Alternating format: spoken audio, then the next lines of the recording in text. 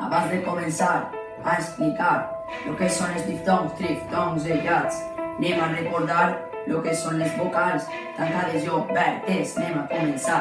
La I, la U són vocals tancades, mentre la A, la E, la O estan marginades. A marginades jo em referís a que són obertes, no hi ha més fi.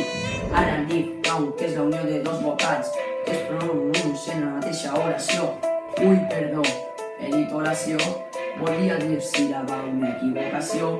El diftong és la unió d'una vocal oberta i tancada en una palatal. Ja sé que ho he explicat a dalt, però és que si no se me queda curt el rap. Ara també hi ha una cosa que és important i no de Maria Rosa, és que si la vocal tancada és tònica, que se mos cau l'harmònica. Els diftongs porten tilde quan la paraula és aguda acabada amb NS o vocal. Ara tornem, em vaig al ball. Els diftongs, el nom ho diu, són com els diftongs però menys avorrits.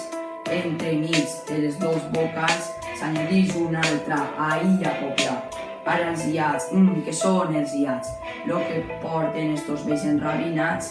No, amic, aquells arrugats porten un bastó, estàs embobat. El iat es forma quan en una paraula van juntejar, però en la síl·laba s'han emmarronat i van separades van una cap costat. Ai, ai, ai, ai, ai.